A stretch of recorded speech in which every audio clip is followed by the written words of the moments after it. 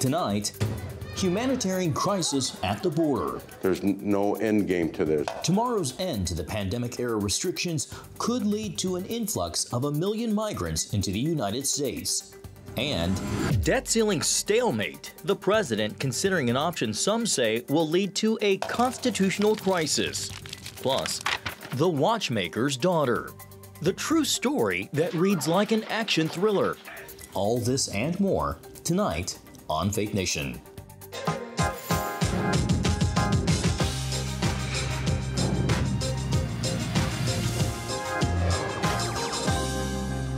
The administration sending a message the southern border is not open. Welcome to Faith Nation from our studio in Washington, D.C.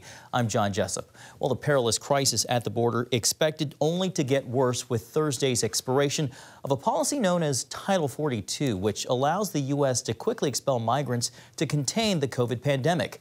That change may lead to a surge of 1 million migrants.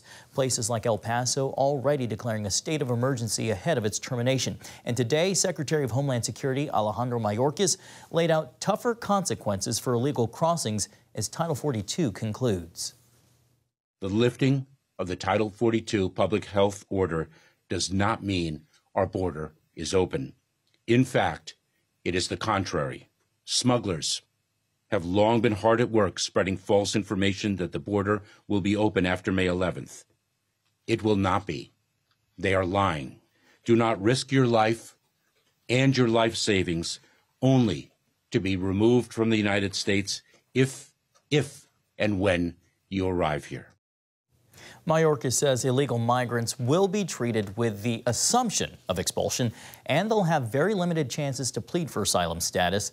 Meanwhile, as the Department of Homeland Security explores alternatives, concerns over long-term consequences of its demise continue. CBN's Chuck Holton brings us that story from the border. Chaos at the southern border as up to 1 million people look to cross into the U.S. as Title 42 expires. While border agents expect a major rush when the COVID-related expulsion policy ends May 11th, the influx along the border has already begun. Agents in the Rio Grande Valley say smuggling organizations are bringing up to 10,000 per day to the border, and that's pushing U.S. border towns to their limits. Here in El Paso, Texas, officials declared a state of emergency May 1st. We figure that it's anywhere between 10 to 12,000 people that are ready to come on May 11th, May 12th. We do know that there's additional coming right behind them, and we are going to be prepared. I did talk to the federal government the other day. I did talk to the Secretary of Mayorkas' office, and I told them that really we have to change. There's no end game to this, and we can't continue as a city and as a country. This is becoming a serious humanitarian crisis here in downtown El Paso and many border communities along the U.S. southern border, as literally hundreds of thousands of migrants keep coming across the border, and they end up like this on the streets here behind me. Border Patrol agents are going around and passing out these flyers that encourage them to turn themselves in. And Secretary Mayorkas was here just a few days ago touting his new plan to fix this problem. But somehow that plan doesn't include fewer people coming to the United States. It just includes pre-approving them outside the U.S. and then flying them directly into the heartland of America. We are reaching the people where they are. It is not only our security obligation, it is our humanitarian responsibility to cut the smugglers out, and that is indeed what we are doing. We are building pathways. The hope is that as more people take advantage of these pathways, fewer will overwhelm the border. The pipeline of people surging north through Mexico, though, are unlikely to just go back home. Even those migrants arriving in the U.S. are finding things tougher than expected. More than 2,000 migrants now live on the streets in a few square blocks around the Sacred Heart Catholic Church here in El Paso. Pero este es el primer vez en los Estados Unidos. Ya había entrado 3 veces. 3 veces.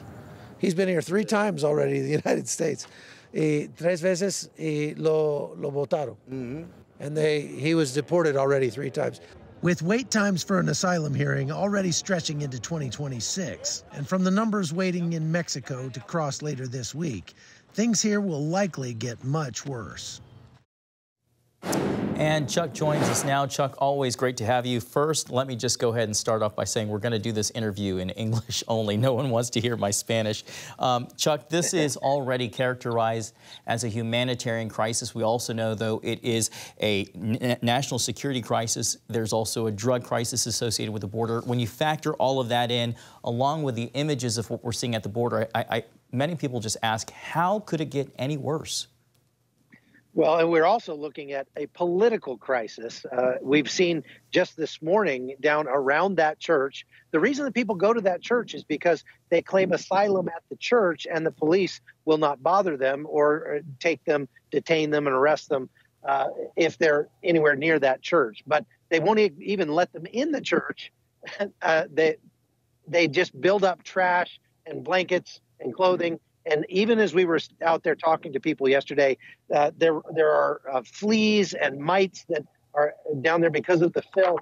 It's a very terrible situation. And because of that, the Biden administration is really nervous about what's about to happen. Word is that from the Guatemalan president, 80,000 Guatemalans are on their way up. And over the last 2 days, they've captured more than 10,000 people crossing illegally in each of the last 2 days, and that's a all-time record. I've never seen numbers like that before. Chuck, I know that you've documented those travels along the Darien Gap, one perilous situation to another, as you just described there at the church. Secretary Mayorkas today said immigration enforcement authorities will now be able to carry out, those restrictions actually will be able to be carried out under Title VIII, insisting those authorities, when put in place, are actually tougher than Title 42 restrictions. Your thoughts? Yeah, they're trying very hard to get that message across to the migrants, but it's not coming through. When you talk to the migrants on the ground, they're all saying that this is our moment, this is our chance to get to the United States. And almost all of them that we talk to are economic migrants. They're not fleeing war and oppression. They've already fled war and oppression years ago, and they've been living in Colombia or Ecuador or Peru or someplace like that. And they've chosen this moment to come to the United States because they believe, and they've been telling me this all day long, we believe that the door is open for us now, and that's why we're going to come. Chuck, DHS Secretary Mayorkas and border officials on the ground seem to agree on one thing, and that is that the onus is on Congress to fix the problem. Chuck, in your opinion, what does Congress need to do in order to fix the influx at the border?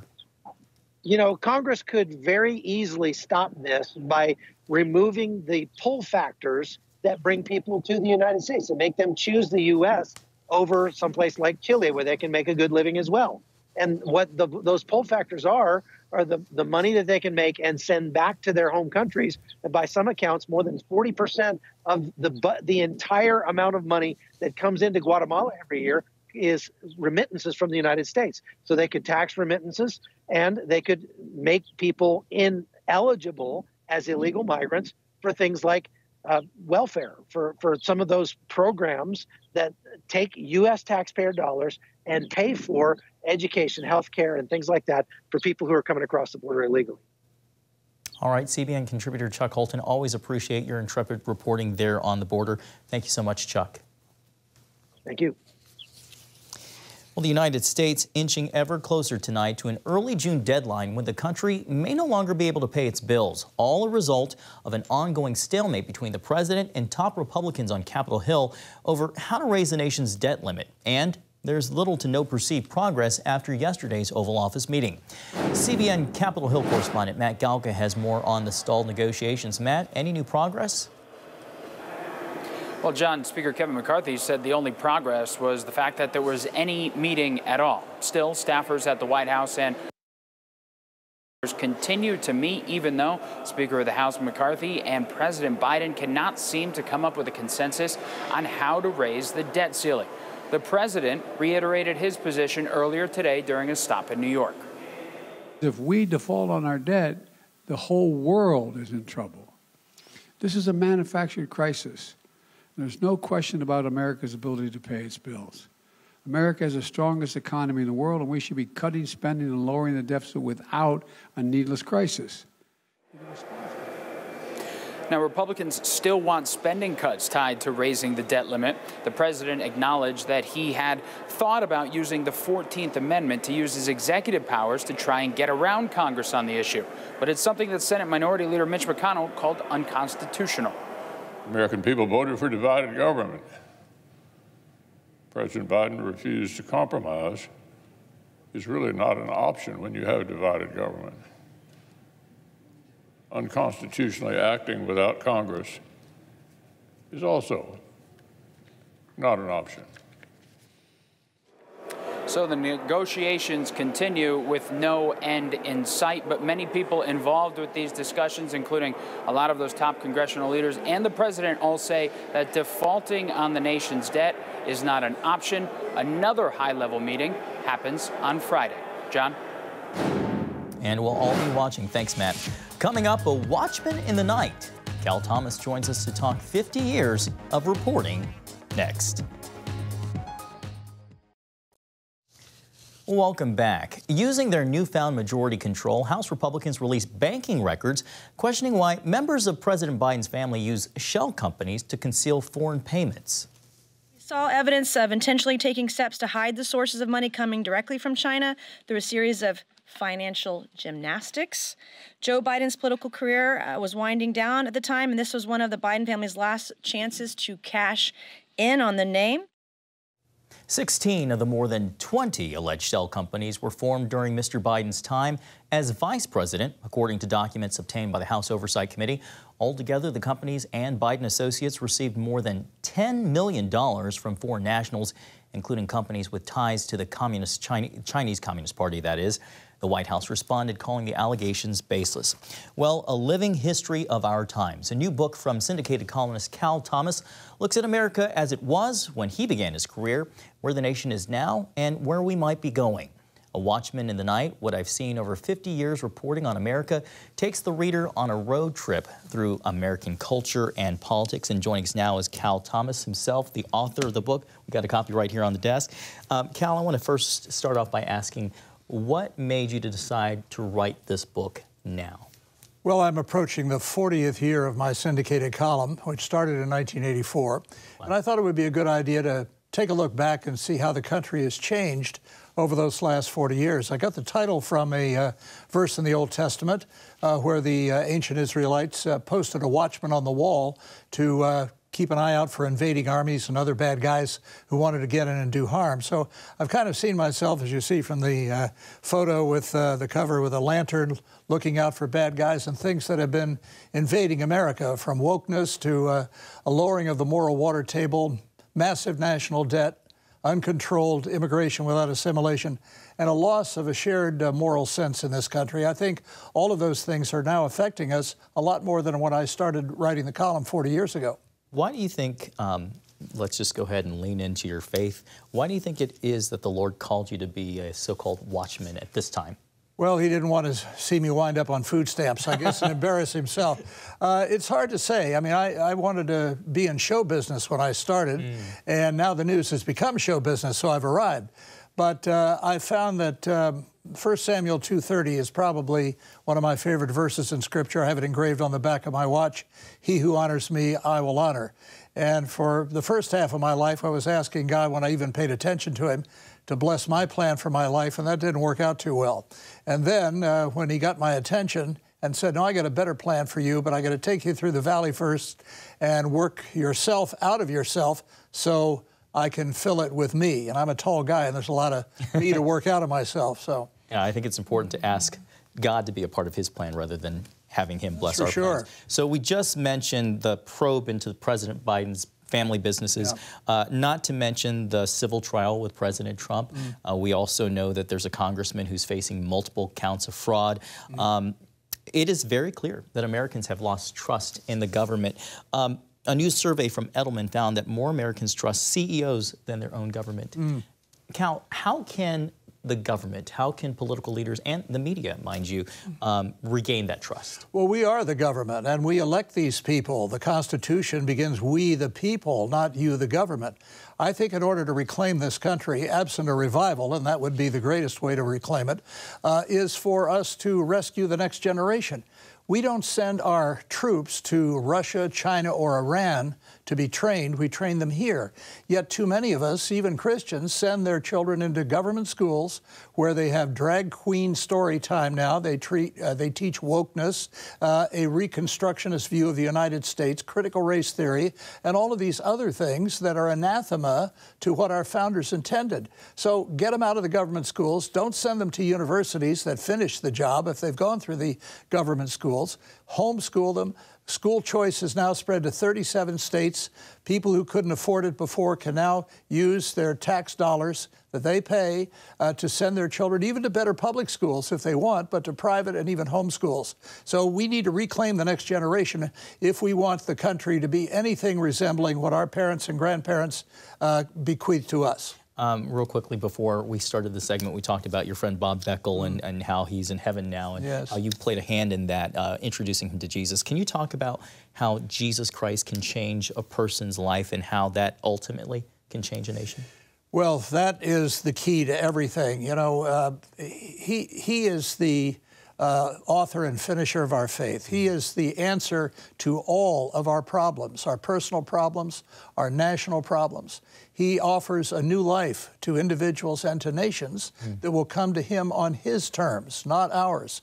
And I have found over my many years of reporting, you know, we've tried Republicans and Democrats, liberals and conservatives. We've tried spending more. I wish we'd try spending less. But the answer is not in economic or matters. It's in moral and spiritual matters. And that is only addressed when we understand that we are all sinners and we are not in need of reformation.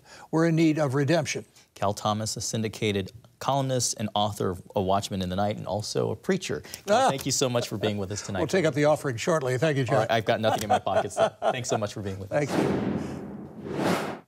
Well, after darkness, light. When we come back, timeless lessons we can learn from one family's heroism and faith during World War II.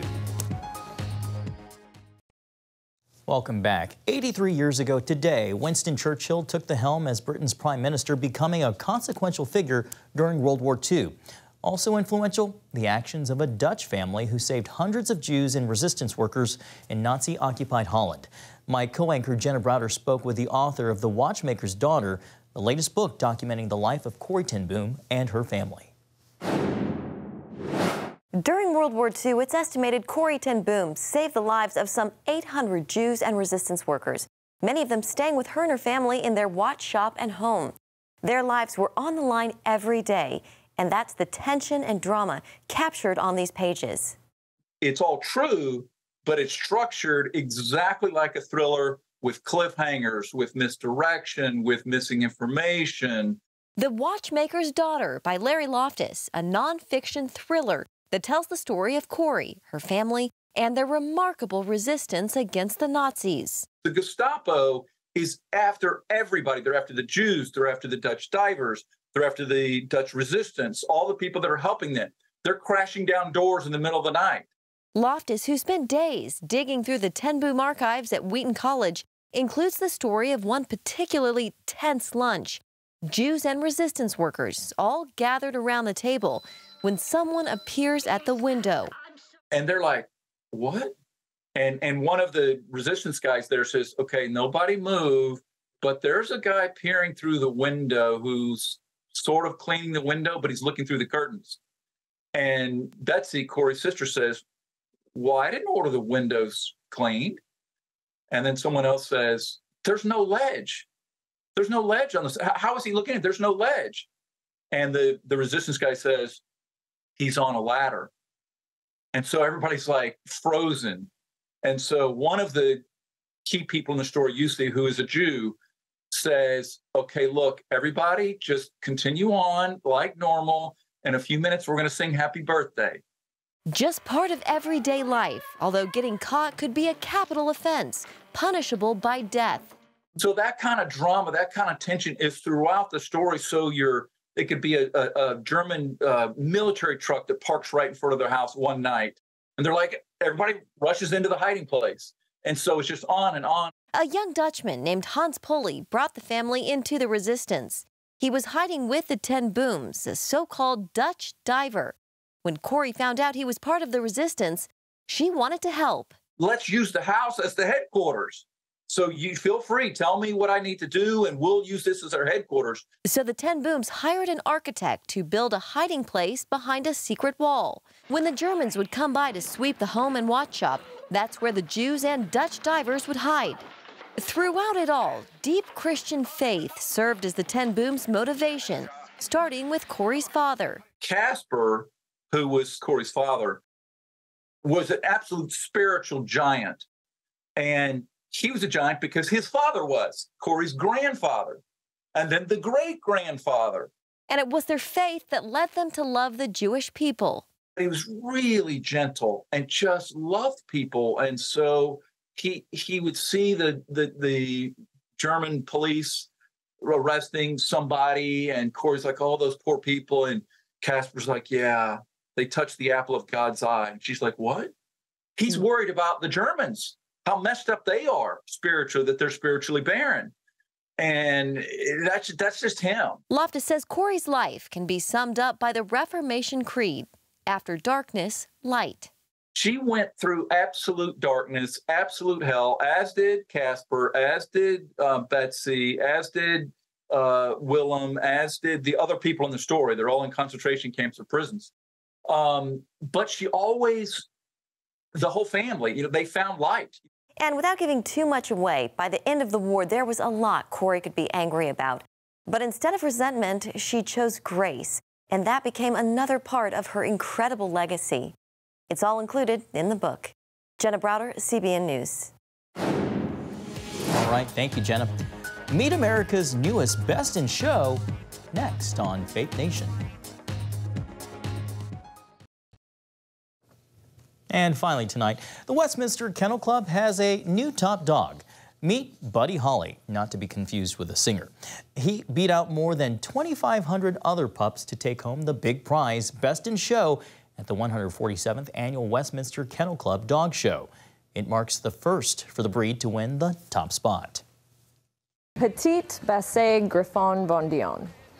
It's a little well fancy. PBGB. Much easier. Much easier. Buddy Holly made his way into the final round after winning the Hound Group.